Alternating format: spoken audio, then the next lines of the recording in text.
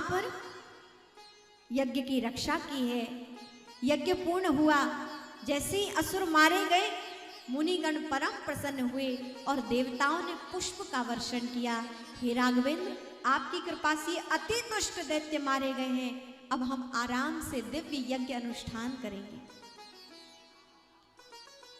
आज देखिए, ऐसे कुछ दैत्य आज भी मनुष्य के रूप में हैं, जो कहते हैं क्यों यज्ञ करना, धुआं होता है इससे, क्यों आप लोग काजू किशमिश मेवा पकवान क्यों आप अग्नि में डाल देते हो, सब भस्म हो जाता है, क्या मिलता है इससे।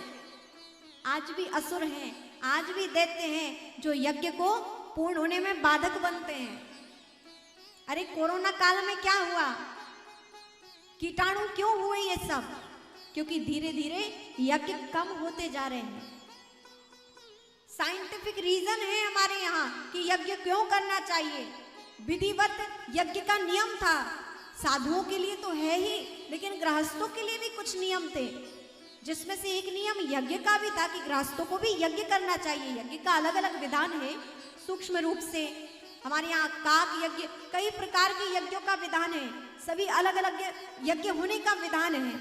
तो गृहस्थों के लिए भी कुछ यज्ञ का नियम था, लेकिन आज धीरे धीरे यज्ञ कम होते जा रहे हैं। आपने देखा, यज्ञ करने से वातावरण चारों ओर दिव्य ऊर्जा से भर जाता है, और जिस घर में प्रतिदिन होम होता है वहां पर किसी भी नकारात्मक ऊर्जा का कभी वास नहीं हो सकता है। आज भी नकारात्मक ऊर्जा, जिसको आप ऊपरी प्रभाव कहते हैं, जिनके यहाँ प्रतिदिन होम होता है, यज्ञ होता है।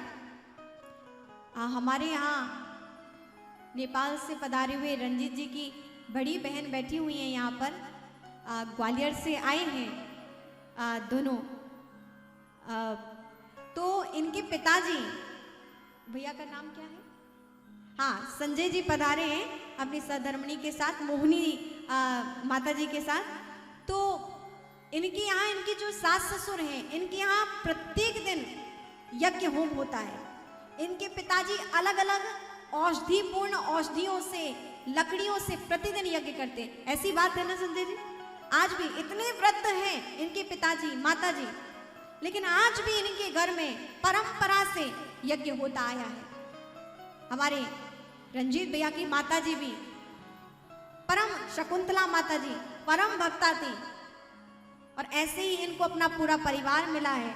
हमारी सविता जी, रंजीत भैया, इनका पूरा परिवार तो ऐसा। लेकिन मोहिनी माता जी, जिनकी सासू माँ, उनके ससुर जी एकदम उनके यहाँ गए, जब हमारा जाना हुआ ग्वालियर में तो उनसे भेंट हुई।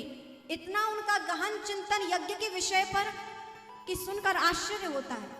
कितनी कितनी दिव्य औषधियों के साथ उस यज्ञ में डालकर उन्होंने कितने कितने अनुष्ठान किए हैं। जीवन में यज्ञ करना ही चाहिए, अनुष्ठान तप ये सब गृहस्थों के जीवन में होना ही चाहिए, और उस यज्ञ से ऊपरी बला उस परिवार से सदैव दूर रहती है।